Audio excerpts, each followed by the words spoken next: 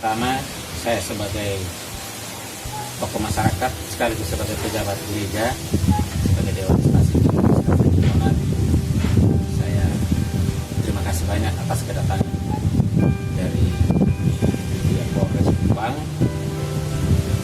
kedatangan adik-adik, kedatangan anggota.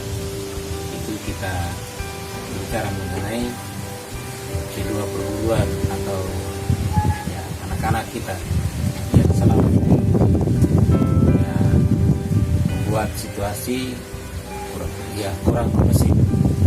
Oleh karena itu, sekali lagi saya sebagai masyarakat di wilayah Nebonat sekaligus sebagai pejabat gereja, saya menyampaikan beberapa imbauan. Yang pertama, ya kita melihat bahwa situasi beberapa bulan yang lalu sampai sekarang sudah tenang, sudah kondusif, dan harapan saya situasi ini kita pertahankan. Sama-sama menjaga. Sama-sama saling menjaga dan kita pertahankan. Yang kedua, saya juga selaku masyarakat, selaku pejabat gereja juga orang tua atas anak-anak, mengimbau menghindari persoalan-persoalan yang kita jadikan bersama. Yaitu yang pertama, ya duduk-duduk di deker, ya biasa menimbulkan persoalan. Ya perkumpulan yang biasa menimbulkan persoalan, itu dipicu. Ya, sering pemicu masalah. Itu dihindari.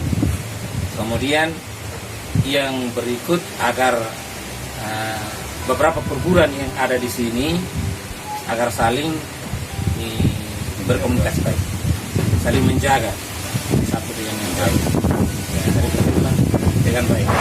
Komunikasi baik, pasti semuanya akan baik. Jadi lebih-lebih misalnya anak-anak yang ada di perguruan ya, ISATI dan juga IKS yang selama ini banyak orang yang mengatakan bahwa kedua perguruan ini sering bikin masalah yang tidak disenangi oleh banyak orang. Himbauan saya sebagai orang tua dan sebagai tokoh masyarakat, sebagai pejabat gereja, agar ini dihindari. Mari kita komunikasi yang baik, bila perlu gunakan 3K: komunikasi, koordinasi, dan kerjasama. Ya, dan kerjasama.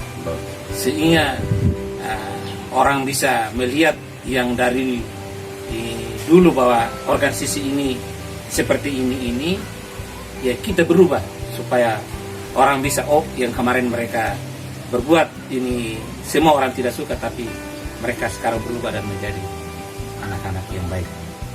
Itu adalah beberapa himbauan dari saya. Sekali lagi bahwa kebersamaan ini ya, tidak jual di toko, tetapi kebersamaan ini adalah ciptakan dari kita sendiri. Kebersamaan, kekompakan, itu yang paling penting. Itu saja, sekian dan terima kasih. Terima kasih. Saya di sini sebagai Kepala Seksi Ideologi dan Wasbang yang mengurus Ormas, LSM, Yayasan, dan Parpol, partai-partai politik di Kabupaten. Kalau mengenai hal dua organisasi ini, Mitra Sakti dan BSHT ini, mereka pernah ke sini bawa persyaratan, tapi karena mereka persyaratannya belum lengkap, maka kita kembali dan kita berikan persyaratannya kepada mereka. Tapi sampai saat ini mereka tidak dapat ke sini. Jadi mereka belum mempunyai izin dari Kesbangpol. Mungkin izin itu memang saya sampaikan dengan persyaratannya.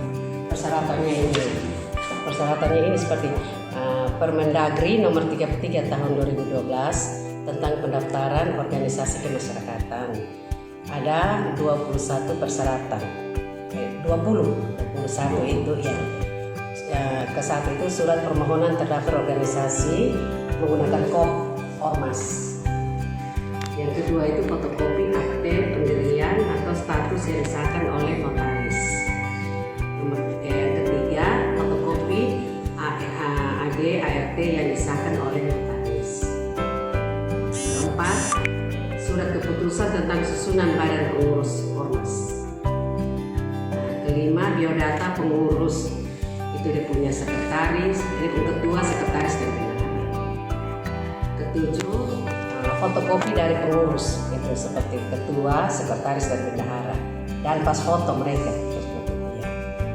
Habis itu dengan fotokopi nomor pokok NPWP atas nama ormas tersebut.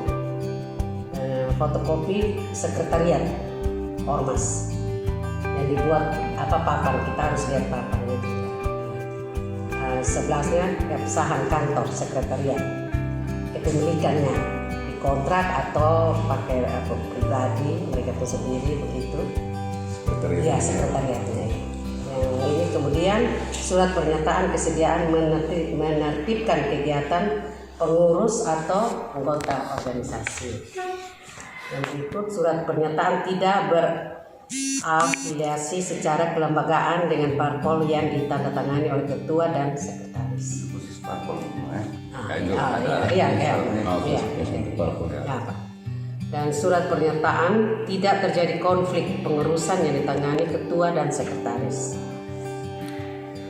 Surat pernyataan bahwa sanggup menyampaikan laporan perkembangan dan kegiatan ormas setiap akhir tahun yang ditandatangani ketua dan sekretaris.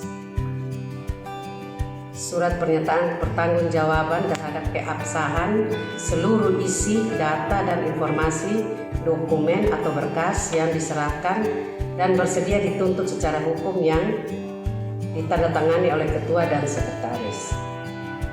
Kemudian rekomendasi dari Kementerian Agama untuk ormas yang memiliki kekhususan di bidang keagamaan. Itu masuk di situ. Kemudian rekomendasi dari kementerian dan SKPD yang membidangi urusan kebudayaan untuk ormas kemasyarakatan yang memiliki kekhususan di bidang kepercayaan kepada Tuhan Yang Maha Esa.